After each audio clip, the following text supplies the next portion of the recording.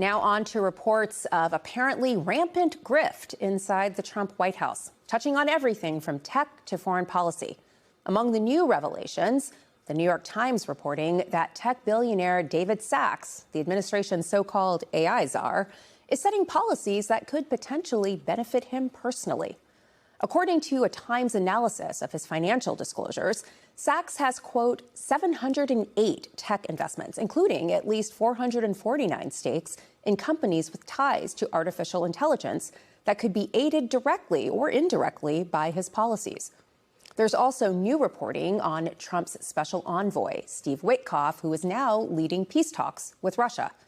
But according to the Wall Street Journal, Witkoff's negotiations have involved a, quote, blurring of business and geopolitics, as key presidential advisors see an opportunity for American investors to snap up lucrative deals in a new post-war Russia and become the commercial guarantors of peace. The journal goes on to quote, a cast of businessmen close to the Trump administration have been looking to position themselves as new economic links between the United States and Russia. Putin's the invader. He's the dictator. He's murdered all of his opponents.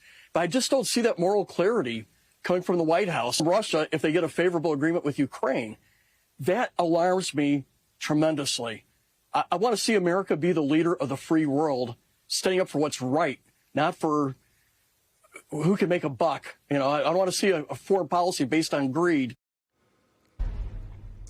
Joining me now is Alexander Vindman, former director of European Affairs at the U.S. National Security Council. He was the first to report concerns about Trump's alleged quid pro quo call with Vladimir Zelensky. And as you know, that call led to Trump's first impeachment. So, Alex, what was your reaction to this reporting in the Wall Street Journal around the negotiations with Putin? Melissa, good to see you again. Unfortunately, it's not in person like a couple of weeks ago. But it was deeply disturbing. I think, frankly, I cannot think of a more chaotic negotiation process in any period in our history.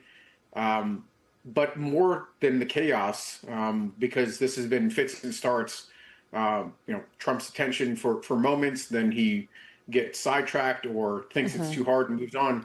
What's troubling me about this one is both a combination of the ineptitude and also the self-service of these actors. You know, we now have a broad precedence of billionaires looking to enrich themselves.